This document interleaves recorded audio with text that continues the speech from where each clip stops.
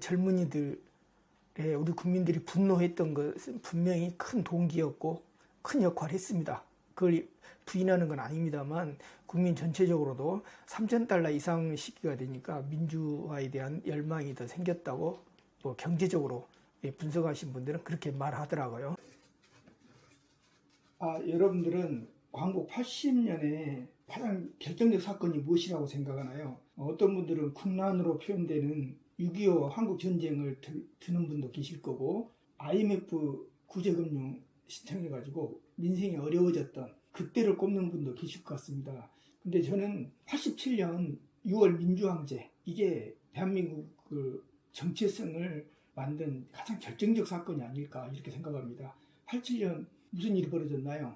박종철 씨가 그때 남영동 대공분실에 연행돼서 고문받다가 숨지게 됐죠. 그때에 책상을 탁 치니까 어가고 죽었다고 발표했던 그때 당시에 치안 책임자 강민창 치안본부장과 그 다음에 그때 당시에 고문 장소였던 남영동 대공분실 책임자였던 치안본부 대공수사처장 박채원, 이런 사람들이 기자회견에서 책상을 탁 치니 어가고 죽었다는, 이 국민을 완전히 바보로 만드는 그런 발표를 했던 걸 기억한 사람이 많을 겁니다.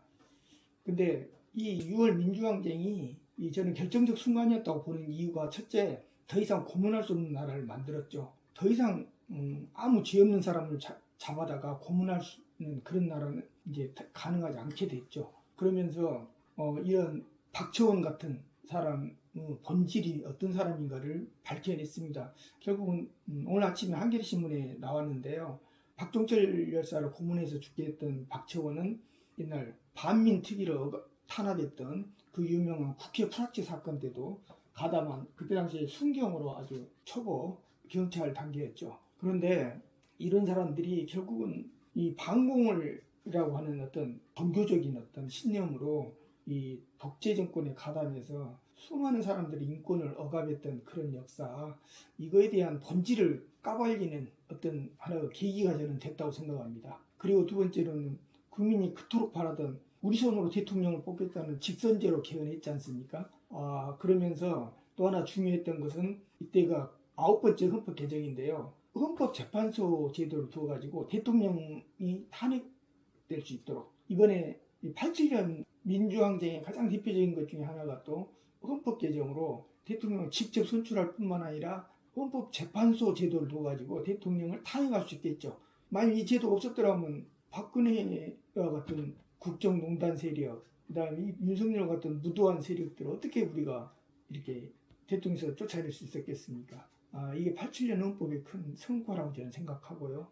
앞으로 9월에 헌법특위를 국회에서 만들어서 운영한다고 의장이 밝혔던데, 더 발전시켜서 우리나라 정체성은 헌법 제1조 있지 않습니까? 민주공화국 어떤 정체성을 생각했을 때 이 87년 헌법이 갖는 의미가 굉장히 깊다고 생각합니다. 그리고 또 하나는 저는 경제적으로도 87년이 아주 중요한 해였다고 생각합니다. 87년 유랑쟁 끝나고 뭐가 일어났죠? 노동자 대투쟁으로 노동자들이 임금 인상, 그 다음에 여러 가지 작업 환경 개선, 이런 것들을 요구하고 나왔죠. 그러면서 더 이상 기업들이 저임금에 의해서 기업이 운영되는 저임금을 경쟁력으로 해서 우리가 수출하고 먹고 사는 그런 세상은 더 이상 가능하지 않게 됐죠. 이때부터 기업들은 기술 혁신을 해야만 했습니다. 그래서 경제가 단순한 성장이 아니라 경제적인 발전이 이루어져서 선진국으로 가기 위해서는 반드시 거쳐야 될 이런 단계를 87년에 만들었다고 생각합니다. 우리의 1인당 국민 총소득, 즉 GNI가 전 세계 평균을 상향 돌파한 시기가 언제일까요? 그래프에서 보면 찾을 수 있겠죠. 눈이 빠르신 분은 벌써 찾았겠네요. 바로 1987년입니다.